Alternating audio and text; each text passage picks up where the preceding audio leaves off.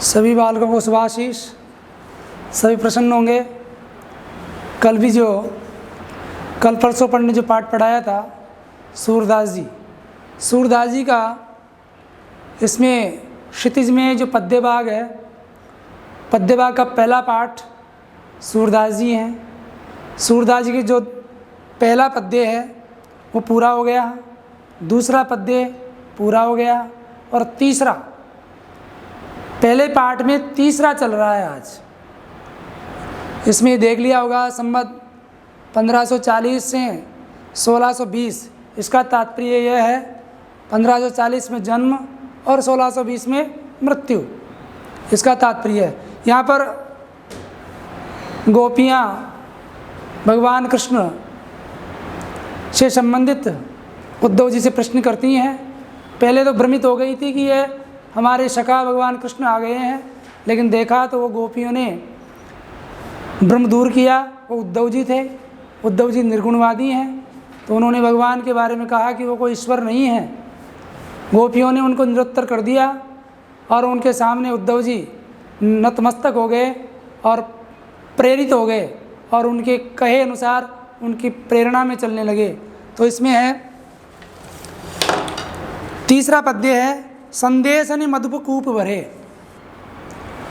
गोपियाँ उद्धव जी से कहती हैं, हे उद्धव जी, हमने जब भगवान कृष्ण यहाँ से गए हैं, हमने बहुत सारे पत्र लिखे हैं।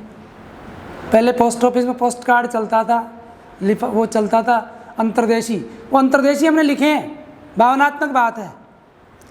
तो संदेश नहीं मधुकूप भरे, ऐसा लगता है कि हमने जितने संदेश दिए हैं, मधुबन कहते हैं मथुरा में, जब भगवान कृष्ण मथुरा गए हैं और मथुरा जाने के पश्चात हमने उनको संदेश में भेजा है, हमारे मन की बात लिखी है, तो ऐसा लगता है शायद वो हमने इतने लिख दिए कि वहाँ के कुएं भर गए होंगे। वहाँ के जितने भी कुएं हैं वो सभी उन हमारी पत्रों से, पत्रावलियों से भर गए होंगे। ऐसी हमारी विचारधारा है। दूसरा है, अपने तो पटवत नहीं मोहन। हे उद्धव जी, मोहन अर्थात मोहना, जिसको मोह नहीं होता है, मोहन जो सबको मोह लेता है, वो कौन है? भगवान कृष्ण। भगवान कृष्ण ने अपने तो पटवत नहीं मोहन। हे उद्धव जी, ऐसा लगता है कि शायद भगवान कृष्ण ने, उन मोहन ने, वो पत्र क्या पढ़ेंगे, वो पत्र तो शायद दिए नहीं होंगे। उन्होंने हमारे पास संदेश नहीं भेजा, लेकिन हमने जो संदेश भेजा है उसको भी उन्होंने नहीं पढ़ा होगा। ऐसी हम समझती हैं, ऐसी हम जानती हैं। हमरे फिरी ने फिरी, अरे हमारे पत्र तो उन्होंने नहीं पढ़े, उनके पत्र हमारे पास नहीं आए, लेकिन फिर भी फिरी ने फिरी हमारे कहीं ना कहीं पत्रों को देख करके उन्होंने उन पत्रों का जवाब भी नहीं दिया, उन संदेशों का जवाब भी नहीं दिया। पटवत यानी भेजना, फिर यानी दोबारा बाद में। जिते पटिक पटिए मधुबन को। हे उद्धव जी, जितने भी हमने पत्रवाहक भेजे थे, संदेशवाहक भेजे थे, वो सभी संदेशवाहक मथुरा में जा कर के फिर इन्हें शोध करे। ऐसा लगता है शायद वो किसी खोज में लग गए होंगे जो वापस नहीं आए। गोपियाँ विचार कर रही हैं मन में, क्योंकि जब इतना संदेश दिया है और उसका एक का भी जवाब नहीं आया, तो वो विचार करती हैं ऐसा क्या हुआ होगा। तो कह रही हैं, जिते पथिक पटिहे मधुबन को। पटी यानी गए हैं, मधुबन यानी मथुरा। मथुरा में जितने भी संदेशवाहक गए हैं वो सभी संदेशवाहक फिर इन्हें शोध करे। ऐसा लगता है कि शायद वो किसी खोजबीन में लग गए होंगे, किसी की जानकारी करने में लग गए होंगे। केवे श्याम सिखाए प्रमोगे, फिर आगे वाली पंक्ति है, या फिर वो भगवान कृष्ण के सिखाने में आकर के प्रमोगे, उनके वशीभूत हो गए होंगे, उनके वश में आ गए होंगे, उनके कई अनुसार कार्य कर रहे होंगे। कि कहूँ बीच मेरे, या फिर ऐसा भी हो सकता है उद्धव जी, हमने जो संदेश वाहक भेजे थे शायद वो वहाँ तक, मथुरा तक पहुँचे ही नहीं, और बिना पहुँचे बीच में ही कहीं उनका देहांत हो गया हो। इस प्रकार का भी हो सकता है, इसलिए हमारे पास वापस संदेश नहीं आया। कागद गरे।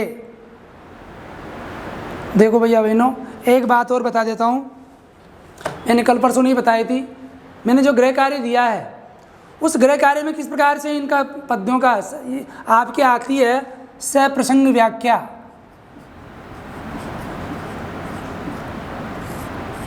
सप्रसंग व्याख्या। तो आपको जो मैंने पढ़ा रहा हूँ, गृह कार्य में दे रहा हूँ, उसको 3 भागों में विभाजित करके फिर लिखना चाहिए। प्रसंग या संदर्भ, दूसरा है व्याख्या, व्याख्या यानी अर्थ, तीसरा है विशेष। इन चीज़ों के माध्यम से आप लिखेंगे तो वास्तव में आपका जो प्रश्न है वो सही जाएगा। और इसी तरह से आपको गृह कार्य में लिखना है। आज जो मैंने पढ़ाया है उस पद्य को भी इसी तरह से समझना है और समझ करके गृह कार्य में लिखना है। मैंने एक बात और बताई थी कि मेरे व्हाट्सएप के ऊपर भी आप भेज सकते हैं कॉपी, जिससे मैं देख सकूं। धन्यवाद।